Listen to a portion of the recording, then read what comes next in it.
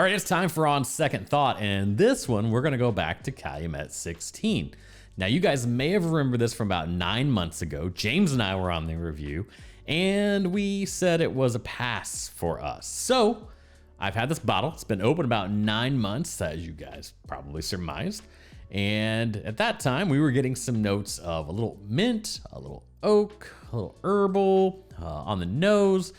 On the palate, we had this minerality thing we didn't quite like, and there was little things that we just weren't really digging it. Just wasn't our jam. It wasn't bad. We used the whole horse racing analogy, which is great right now, right? Because we're in the middle. Even though nobody's gonna actually win the Triple Crown because it didn't happen. Horse that won the Derby didn't win the Preakness. But let's get back into it. So you can see quite a different amount this time. We were just below the neck last time. And just to get it up to the camera, since I'm gonna really be light on B-roll, since I'm doing this more podcast style, like I told you guys, you're gonna see here, of course, the Calumet 16, 106 proof. They're calling it a single rack. We've now come to find out a lot more information, a little more confident with explaining it. Definitely is one of those things. It's Barton, although NDA, so no one can say it is.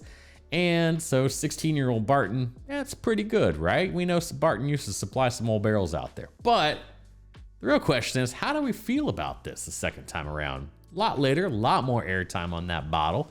Let's see how it goes. A lot more sweet mint this time. So it kind of seems a little sweeter as it's opened up with some airtime in the bottle. Still that low oak, and that herbaceousness is not quite as strong. So I think some of the things most people really enjoy in bourbons on that sweet side are starting to be really accentuated. So this is meant to be a short kind of recap. Let's get into drinking.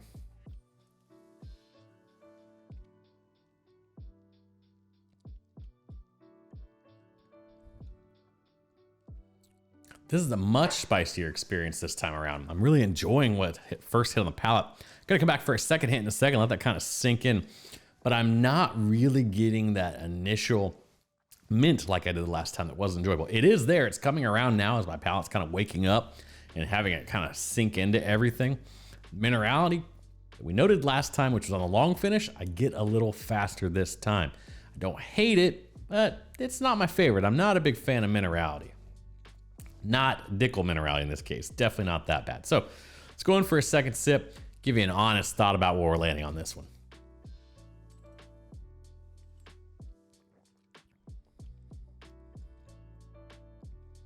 Now I'm starting to get some nice flavors of almost like tobacco leather.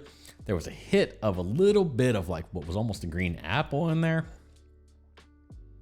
I can really tell that a year later, after doing this for almost a year, my palate is starting to really come around because I don't think I could have picked that out before. It still has this minerality on the end and the oak. And those two things are pairing up at the end that I just can't really get with. It's not my jam. I don't enjoy it. It doesn't come across like an older whiskey. I've now had a chance to have older whiskey a few more times than I had in that video. And it's just coming across as a little harsh more than anything. Those two things coming together don't come together nicely. They don't marry very well to me. Third quick sip, then I'll close this up and we'll go on to the next segment. So I am actually still gonna be a pass on this one. And that probably surprises some people because yes, I have come a long way with what I've tasted. Now, it's not to say I didn't have some tasting experience for a few years prior to starting this channel, but in the last year, you would have thought I'd come a long way. I do actually think that this experience is better than the first time we recorded it.